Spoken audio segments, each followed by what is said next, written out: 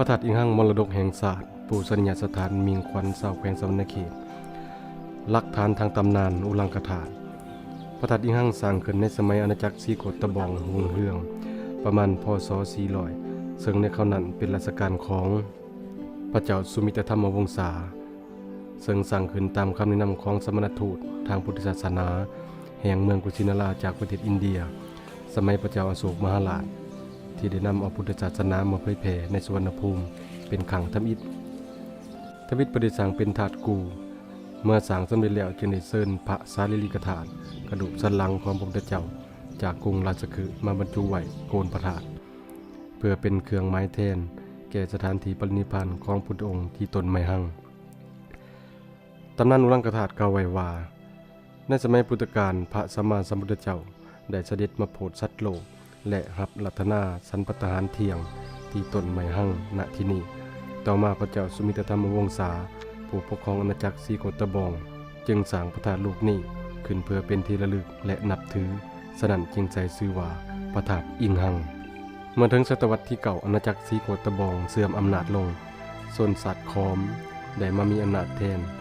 พระธาตุได้ถือดัดแปลงมาเป็นเทวสถานของศาสนาพราหมณ์ลัทธิ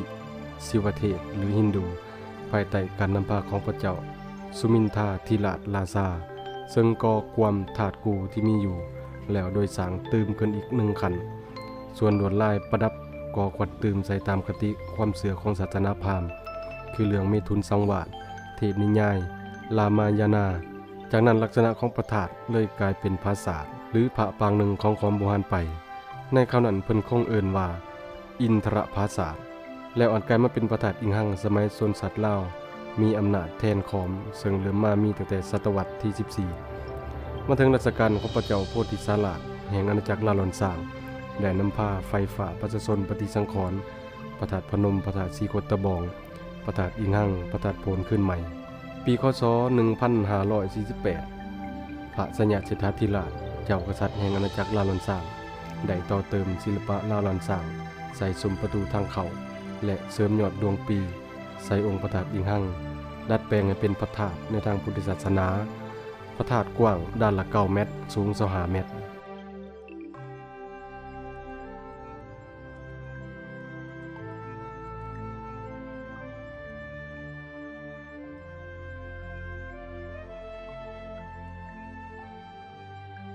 สลับพระธาตุอิงหังของพวกเขานี้เนื่องจากว่าเป็นองค์พระธาตุ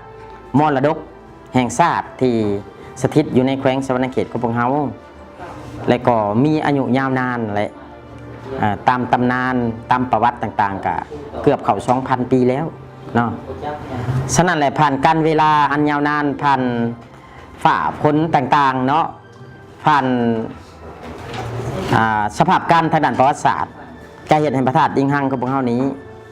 มีจำนวนหนึ่งก็ได้สุดโทรมมีหลายจุดก็มีความจำเป็นที่จะต้องได้บูรณะสังขรณ์ปฏิสังขรณ์ความจริงนี่การบูรณะปฏิสังขรณ์นี่บ่แม่นมีเทื่อเดียวนี่ได้มีหลายๆครั้งหลายๆหนมาแล้วซึ่งเพิ่นก็ได้มีการบันทึกอยู่ในประวัติศาสตร์ของพระธาตุอิงหังสำหรับพระธาตุอิงหังนี่พวกเฮาก็อิงใส่ทื่นฮ้อนเนื่องจากว่าทื่นฮ้อนพวกเฮาก็บ่หลายทื่นพวกเฮาได้มาจากไสพวกเฮาได้สะสมมาหลายปีในแม่นได้มาจากการขายบัตรผ่านประตูคนต่างประเทศผ่านมากะ5,000 กีบคนภายในประเทศของพวกเฮากะ 2,000 กีบน้องนี่ก็มีการยกเว้นเนาะพระสงฆ์องค์เจ้าบ่หรือว่ากระบวนนักเรียนนักศึกษาหรือว่ากระบวนรัฐการที่ว่าเพิ่นมีใบเสนอมาคักแน่หรือแขกต่างประเทศจังซี่ที่มาเป็นคณะหรือว่ามาแนะนำแขกของแขวงพวกเฮาแขกของรัฐบาลของพวกเฮา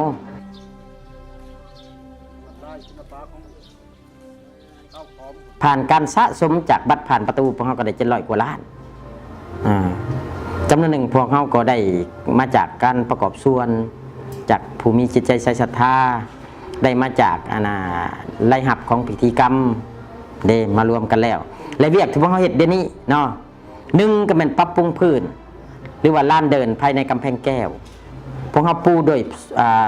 สูตรปูนประทายเพชรบูฮานและก็ใส่กาโลดินเผามาจากหลวงปู่บาง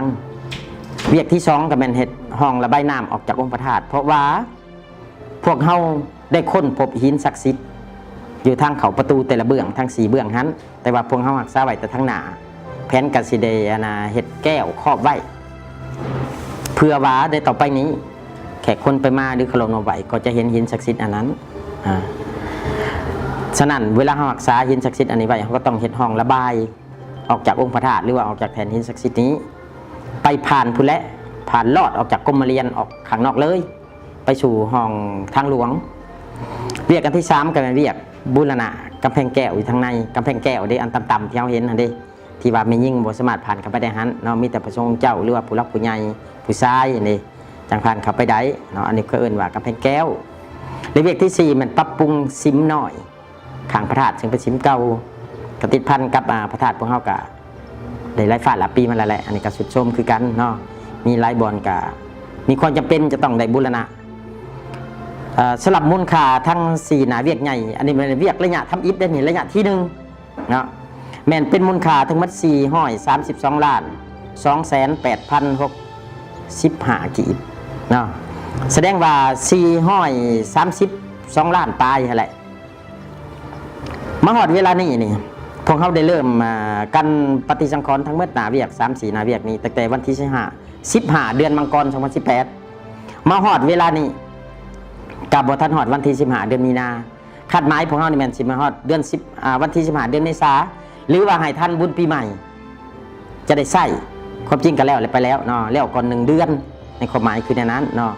เดี๋ยวนี้สำเร็จไปแล้วห้อยสดห้อยในเวียกระยะที่1ซึ่งจะมีการกวดกาและก็มอบหับกันประมาณ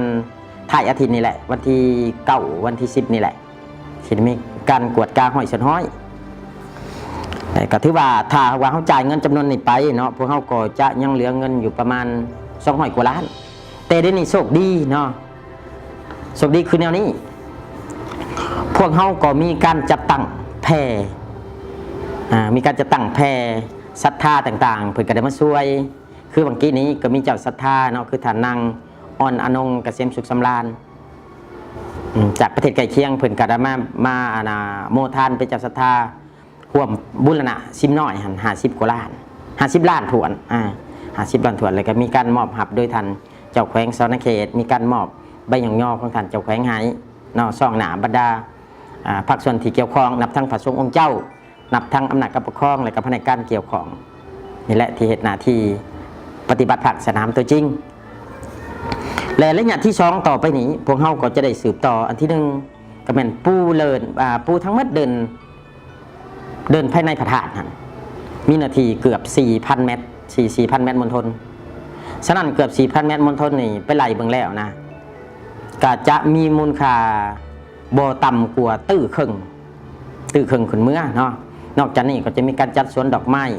มีการซ่อมแปลงกรมเรียนขึ้นใหม่จุดใดที่สุดโทรมก็จะมีการซ่อมแซมบอนใดที่หัวจากสิเดเนาะหรือว่าไม้บ่ได้ที่คู่โดกก็จะมีการหาอันใหม่มาใส่แทนมีการทาสีตะสันให้จบงามเพื่อต้อนรับให้แก่ปีท่องเที่ยวคือว่างานนมัสการพระธาตุอิงหังปี2018นี้คาดว่าวันที่17หาวันที่25เดือนธันวาปี2018นี้จะได้มีงานใหญ่ๆเป็นการฉลอง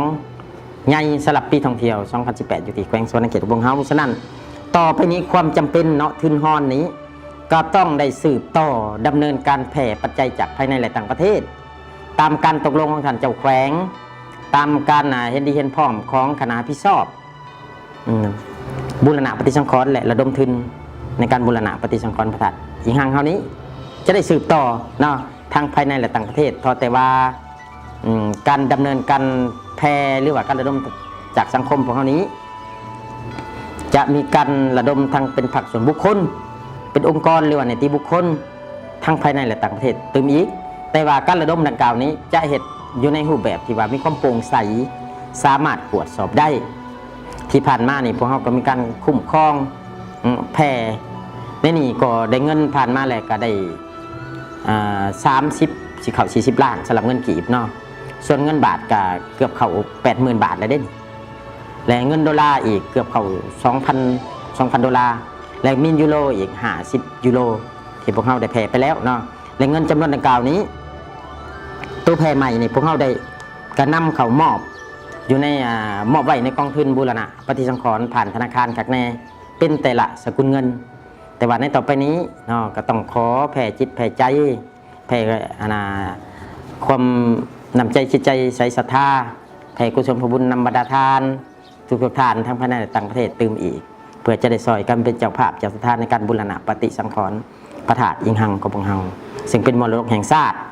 ประจำอยู่ที่นี่